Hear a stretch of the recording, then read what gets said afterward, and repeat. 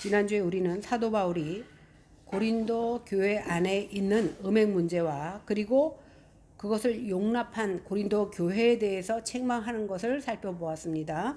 오늘 우리가 보는 6장은 성도들 사이에 있는 소송 문제를 다루고 있습니다. 1절부터 11절까지가 오늘 우리가 본문 읽은 것이 그 소송에 대한 얘기고, 12절부터 20절은 성도들의 몸이 하나님께로부터 받은 바 성령의 전인 줄로 알고 하나님께 영광을 돌리라는 내용이 그 뒤에는 나옵니다. 먼저 1절을 다시 읽어보겠습니다. 시작. 너희 중에 누가 다른 이와 더불어 다툼이 있는데 구태여 불의한 자들 앞에서 고발하고 성도 앞에서 하지 아니하느냐. 당시 고린도 교회 안에서는 성도들이 파벌을 이룬 것뿐만이 아니라 이제 다투게 되었고 급기야는 소송 사건으로 이어지는 것을 알 수 있습니다. 그것 때문에 결국 세상 법정에 가서 옳고 그른가를 판단받고자 합니다. 본래 유대 율법은요, 유대인이 세상 법정에 고소하는 것을 금지하고 있습니다. 그렇기 때문에 유대인들은 세상 법정에 나가서 송사하지 않습니다. 그럼 어떻게 합니까? 유대인에게 있어서 세상 법정에 호소하는 것은 하나님 율법을 모독하는 것이 되기 때문에 어떤 사건이 생겨서 옳고 그름을 판단받을 때는 누구에게 나가냐면 장로들에게 나갑니다. 그래서 장로들의 판단을 받아야 됩니다. 그런데 고린도 교회 안에는 이방인들이 있었고 그들이 예수를 영접해서 교회의 일원이 되었습니다. 그런데 그들이 교회의 일원이 되었지만 아직도 세상의 습관을 버리지 못하고 무슨 일이 생기면 쪼르륵 세상 법정으로 달려나가는 겁니다. 고린도 교회를 구성하고 있는 그 성도들 중에는 많은 이방인들이 있었는데 그들에게 다툼이 일어나면 자연스럽게 세상 법정에 나가서 불신자들과 함께 그 불신자들의 지혜와 힘으로 해결하고자 했던 겁니다.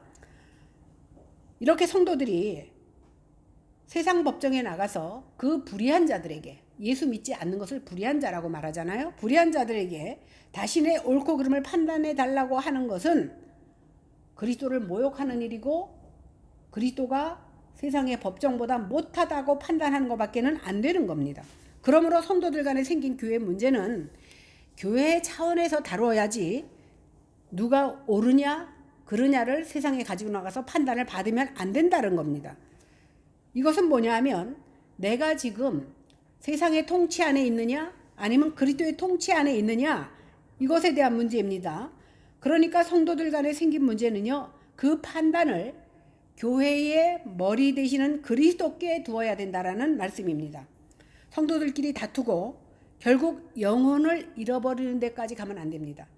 다툼을 다툼으로 끝내는 것이 아니라 결국은 서로 영혼의 상처를 받고 교회를 나가고 하나님을 배제하는 일이 생기기 마련입니다.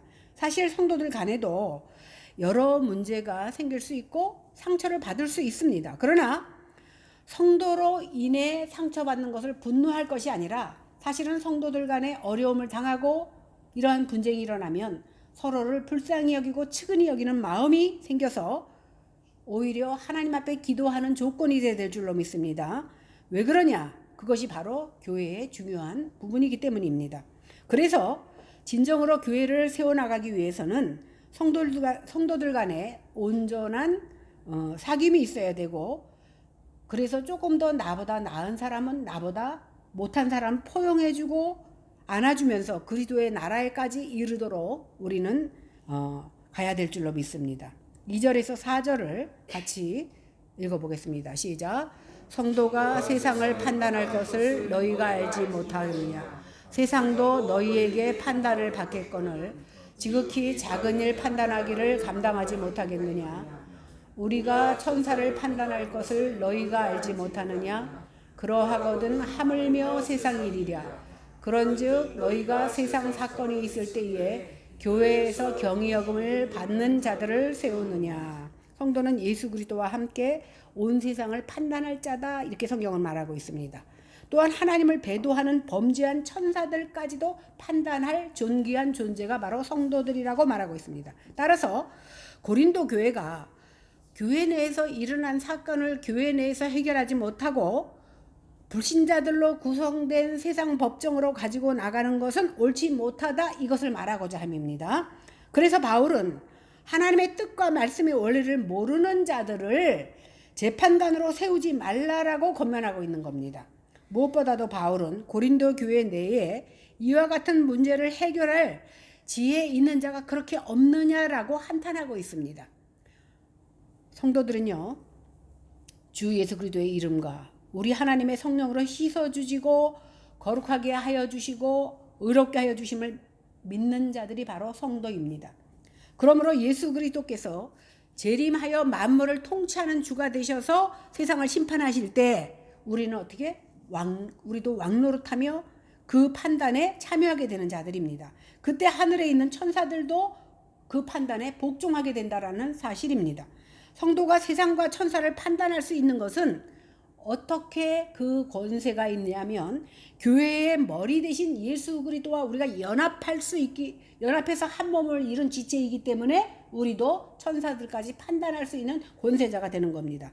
이러한 존재인 성도가 오히려 불신자들에게 판단을 받기 위해서 같은 믿음의 형제를 송사하는 일은 있을 수 없다라는 겁니다.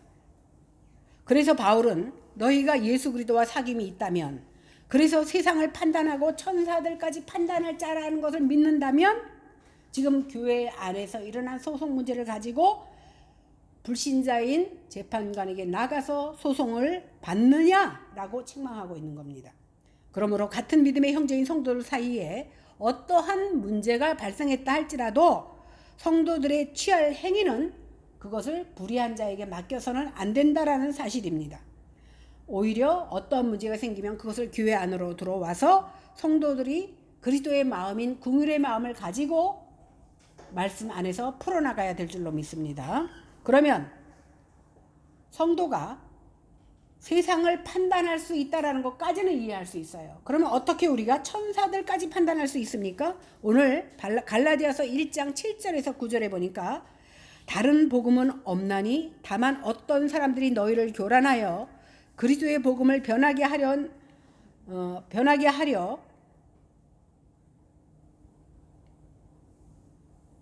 다른 복음을 전하면 너희가 저주를 받을지나 누구까지? 천사들까지라도 다른 복음을 전하는 자는 저주를 받을 것이라고 말씀하고 있습니다.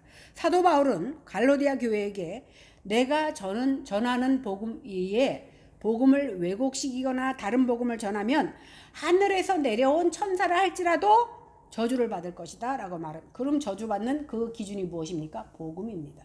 복음을 기준으로 해서 저주를 한다라는 겁니다. 이 정도로 복음으로 구원을 받을 성도들이 굉장히 대단하다는 뜻입니다. 물론 이 말씀은요, 성도들 우리 자체가 대단하다는 말이 아닙니다. 예수 그리스도의 복음의 능력이 우리 안에 거할 때에 우리가 그 권세를 갖게 되는 것입니다.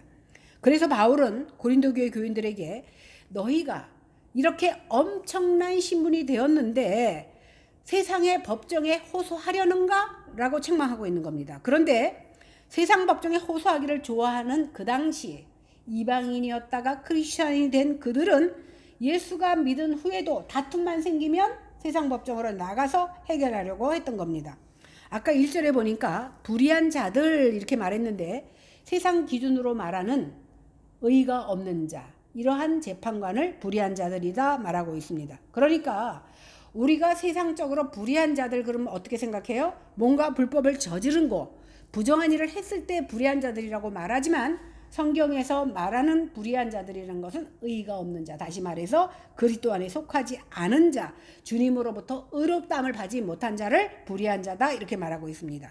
이 재판관들을 4절에서는 경히 여김을 받는 자 이렇게 말하고 있는데 여기서 경히 여김을 받는 자라는 말은요, 단지 가볍게 여김을 받는다는 그런 뜻이 아니라 세상에 멸시받는 자들, 그런 사람들을 재판관으로 삼는 것이 옳으냐라는 것을 말하기 위해서 이렇게 말하는 겁니다. 그러니까 성도는 세상을 판단하고 천사마저 판단하는 자들인데 어떻게 그렇게 가벼운 자들에게 재판을 받겠느냐 이런 말입니다. 그러므로 바울은 성도들이 사건 발생의 문제 해결을 위해서 같은 믿음의 형제인 성도를 고소하고 예수 그리스도를 믿지 않는 그 세상 법정에 나가는 것은 부끄러운 일이고 그 자체가 옳지 않다고 지적하고 있는 겁니다. 왜 그러냐면 우리는 심판자이신 그리스도와 그 심판에 참여할 수 있는 권세를 가진 자들이기 때문입니다. 그러니 너희는 세상을 심판할 자인데 불의한 자가 누구를 옳다 그르다 판단할 수 있겠느냐는 겁니다. 그런데 성도들이 불의한 자에게서 자신들의 옳고 그름을 판단해 달라고 한다면 너희들은 나중에 심판할 자격이 없다라고 말하고 있습니다. 그런데 오늘 말씀해 보면 사도 바울이 고린도 교회가 교회 안에 들어온 음행을 물리치지 않은 것에 대해서 얘기하다가 갑자기 송사 사건으로 넘어갑니다. 이것은 서로 연관성이 있다는 것을 보여주는 건데 사실 우리가 쭉 공부를 하겠지만 고린도 교회는 갑작스럽게 복음이 들어와서 그들은 큰 은사를 받았는데 그런 만큼 은혜가 큰 곳에 그 사탄의 역사도 크듯이 그들 가운데 여러 가지 문제가 많이 있습니다. 그러니까 교회에 들어온 음행만큼이나 그 소송의 문제도 그 당시의 주변 헬라 문화와 연결이 있다는 것을 우리는 알 수 있습니다. 음행이 지난주에 말씀드렸지만 헬라 문화권에서는 아주 관용적이었다고 말했습니다. 그럼에도 아버지 아내를 동침하는 것은 안 된다라고 말씀드렸어요. 그런데 이렇게 음행이 헬라 문화에서 즐기는 내용이었듯이 헬라인들 중에는 매일 새로운 것을 듣고 말하는 것을 좋아했어. 그래서 사상이 많이 발전했잖아요. 그러니 서로 고소하고 재판하는 것도 새로운 사건에 대한 그 즐거움 때문에 그들이 즐겼다라는 겁니다. 그 당시 그 만연했던 것이 뭐냐면 영지주의. 영지주의 그러면 우리는 이원론을 들 수 있는데 이원론은 뭐냐면 영은 거룩하고 육은 악하다. 그러니까 악한 것은 마음대로 굴려도 된다 이렇게 생각했습니다. 그래서 예수 믿어서 영혼은 거룩해졌지만 육체는 악하니까 어떤 죄를 저질러도 된다라는 그 생각에서 이들이 벗어나지 못했던 겁니다. 또한 그들은 에피큐로스 철학사상에 젖어 있었는데 에피큐로스 철학사상은 뭐냐면 인간을 철저하게 물질적 결합으로 본 겁니다. 그러니까 그들에게 죽음은 뭐냐면 이 물질적 결합이 깨지는 것이 죽음이에요. 그러니까 이 물질적 그 결합이 깨지는 죽음을 본능적으로 마음속에서 두려움을 가지고 있었습니다. 그런데요, 이 두려움을 없애는 방법을 그들은 어디서 찾았냐면 쾌락에서 찾았습니다. 그래서 그 사상을 따르던 에피큐리안들은 쾌락주의자들입니다.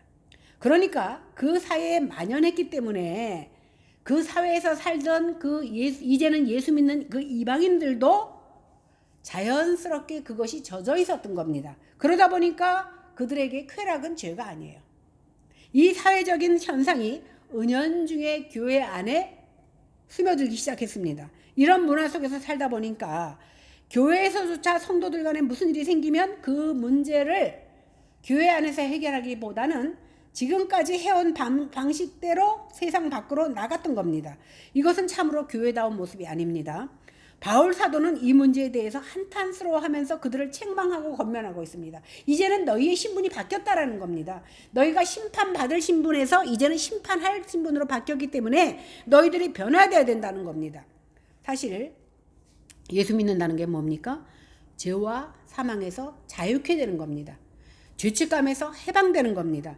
이런 사상과 영지주의자들과 에피큐리안들의 사상이 엉뚱하게 결합되면서 이방인 그리스도인에게는 자신들이 육적으로 저지른 그런 쾌락이나 모든 문제가 별로 죄의식이 들지 않았던 겁니다. 그러니까 양심의 가책도 느낄 수가 없었습니다. 당시 고린도 교회 안에는 이렇게 오염된 사상들이 들어와서 온갖 죄악들이 아무렇지도 않게 자리 잡았던 겁니다. 그러다 보니까 성도들 간의 문제를 아무렇지도 않게 세상 법정으로 가지고 나가서 고소하고 그들의 판단을 기다렸던 겁니다.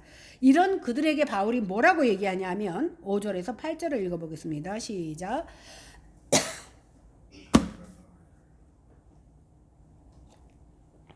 내가 너희를 부끄럽게 하려 하여 이 말을 하노니 너희 가운데 그 형제간의 일을 판단할 만한 지혜 있는 자가 이같이 하나도 없느냐. 형제가 형제와 더불어 고발할 뿐더러 믿지 아니하는 자들 앞에서 하느냐. 너희가 피차 고발함으로 너희 가운데 이미 뚜렷한 허물이 있나니 차라리 불의를 당하는 것이 낫지 아니하며 차라리 속는 것이 낫지 아니하냐. 너희는 불의를 행하고 속이는구나. 그는 너의 형제로다. 사도 바울이 너희를 부끄럽게 하기 위해서 이 말을 한다 이렇게 말하고 있어요. 이 말에는 지난번에는 그 말을 할 때 너희를 부끄럽게 하려고 한 말이 아니다 했는데 오늘은 반대로 너희를 부끄럽게 하기 위해서 이 말을 한다. 이 말은 고린도 교인들이 잘못이 있음에도 깨닫지 못하고 있으니까 너희가 수치를 느껴 살아서 그거를 깨달으라는 그들의 영혼을 사랑하는 사도 바울의 사랑이 그 안에 내포되어 있는 겁니다. 그러면서 너희 가운데 형제 간의 일을 판단할 만한 지혜가 있는 자가 왜 하나도 없느냐라고 안타까워하고 있는 겁니다. 고린도 교회 성도들이 서로 자신이 더 지혜롭고 더 잘났다고 팔을 나눴잖아요. 이렇게 자랑하고 교만했던 너희들의 실상은 자기 내부의 문제도 스스로 해결하지 못해서 어리석고 초라한 사람들에게 나아가느냐라고 말하고 있는 겁니다. 오늘 사도 바울은 형제들 간에 송사하는 것은 이미 서로 간에 그 완연한 허물이 있다라는 증거라고 말하고 있습니다. 여기서 허물이라는 헬라어 단어가 바로 패배라는 의미를 담고 있습니다. 그래서 바울은 성도가 서로 분쟁하며 송사한다면 이미 이것은 영적으로 패배한 것과 다름이 없다라고 말하고 있는 겁니다.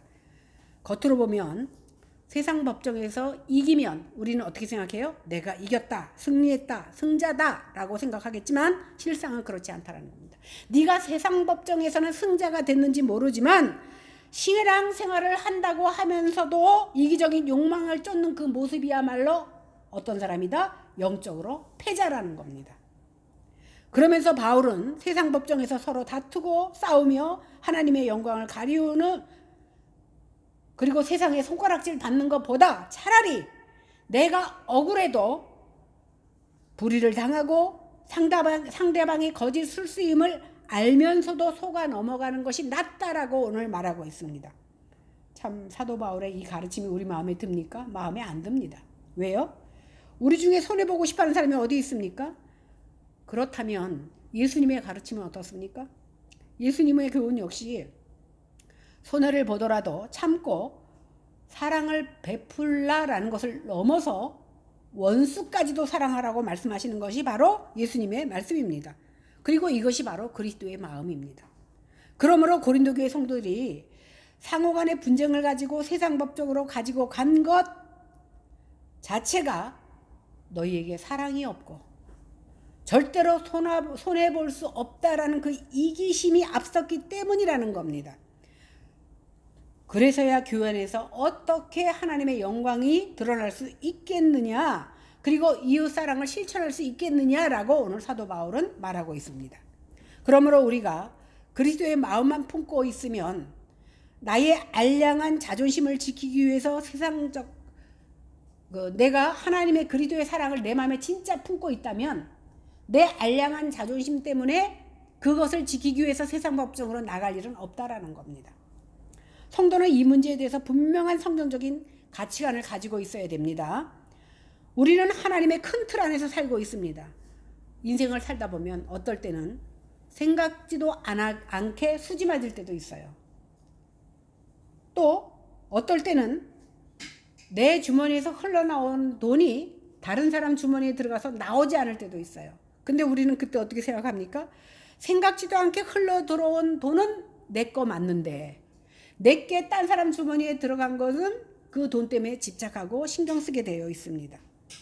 근데 만약에 흔들어 본다면 결국은 들어오고 나가는 것이 거의 인생 가운데 그 본전 비슷할 것 같다라는 생각이 듭니다. 그럼에도 불구하고 우리는 들어온 것에 대해서는 얼른 잊어버리고 내 것이 남의 주머니에 들어갔을 때 그것을 집착하는 모습으로 살아가고 있는 것을 부정할 수가 없습니다. 그렇기 때문에 우리 성도는 할 수만 있으면 사랑의 빛 외에는 지지 말라고 성경은 말하고 있습니다. 사랑관계도 마찬가지입니다. 칭찬만 받으면 참 좋겠지만 칭찬받을 때도 있지만 모함을 받고 수치를 받을 때도 있습니다. 사실 그러기가 쉽지 않지만 칭찬받으면 누구나 좋지요. 내색을 안 해도 좋습니다. 그러나 누구에게 모함을 받거나 수치를 당하면 다 싫습니다. 그러나 우리가 그리스도의 마음으로 무장되면 어쩌면 하나님께서 나에게 하시고 싶어하는 그 말씀을 저 사람을 통해서 나에게 전달한다고 생각하면 그 말씀을 받지 못할 것도 없습니다. 그래서 한순간의 감정을 삼키게 되고 이것이 억울해도 굳이 법정으로 나아가지 않을 수 있다라는 겁니다. 명예훼손죄나 이런 거를 하지 않아도 된다는 겁니다. 이것이 바로 성경에서 우리에게 가르쳐주는 바입니다. 그렇지 않고 인간적인 판단으로 성경의 원리대로 하지 않으면 결국은 나도 골치 아파하고 결국은 서로 부딪혀서 괴로움을 겪을 수밖에 없게 되는 겁니다. 그렇게 되면 교회가 시험에 듭니다. 이처럼 사도 바울은 고린도 교회 교인들 간의 이해관계로 인해서 세상의 법정에 호소하는 것에 대해서 안타까워하고 있습니다. 지금 교회 안에서 서로 싸우고 있는데 너희들이, 그러니까 싸우는 사람만 문제가 아니라 우리가 음행을 할 때 사도 바울이 야단친 게 뭐예요? 어떤 사람이 자기 아버지의 아내를 범하는 것을 보고도 너희들이 내 일이 아니니까라고 보고 있던 것을 책망했잖아. 마찬가지입니다. 성도들끼리 싸우고 있는데 싸우는 사람도 물론 나쁘지만 그것을 보고만 있는 너희도 똑같다라고 말하고 있는 거예요. 이것을 싸우는 사람도 불의하고 보고 있는 너희도 불의하다라고 말하고 있는 겁니다. 정말 그리스도 안에서 그리스도의 마음으로 살아가고 있다면 싸우지도 말아야 되지만 싸움을 보고만 있어서도 안 된다라는 사실입니다. 교회가 무엇입니까? 예수님이 다시 오심을, 재림을 기다리는 종말론적인 공동체가 바로 교회입니다. 종말론적인 공동체인 교회는 이 세상에 소망을 두고 살지 않습니다. 장차 우리 주님이 재림을 통해서 이루어질 그 성취된 하나님 나라의 소망을 두고 사는 것이 바로 우리입니다.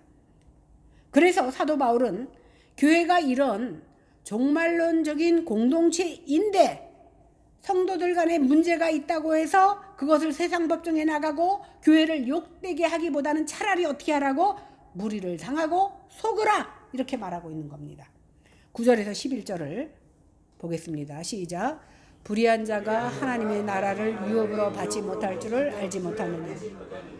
미혹을 받지 말라. 음행하는 자나 우상숭배하는 자나 간음하는 자나 탐색하는 자나 남색하는 자나 도적이나 탐욕을 부리는 자나 술 취하는 자나 모욕하는 자나 속여 빼앗는 자들을 나라를 유업으로 받지 못하리라. 너희 중에 이와 같은 자들이 있더니 주 예수 그리스도의 이름과 우리 하나님의 성령 안에서 씻음과 거룩함과 의롭다 하심을 받았느니라. 불의한 자가 하나님 나라를 유업으로 받지 못하는 것은 당연한 일입니다. 여기서 불의한 것은 부정을 행하는 게 아니라 그랬어요. 예수 믿지 않는 자는 당연히 하나님 나라를 유업으로 받지 못합니다. 그런데 바울이 교인들이 싸워서 세상 법정에 가는 것, 또 그것을 보고도 방치하는 것, 이것을 불의한 세상 사람들과 똑같이 보고 있다라는 겁니다. 무슨 말씀인지 이해가 되죠? 그렇다면 누구도 하나님 나라를 유업으로 받지 못하고 그들과 똑같이 자유로울 사람이 없다라는 겁니다. 우리는 마음으로 남을 모욕하고 도둑질하고 살고 있지만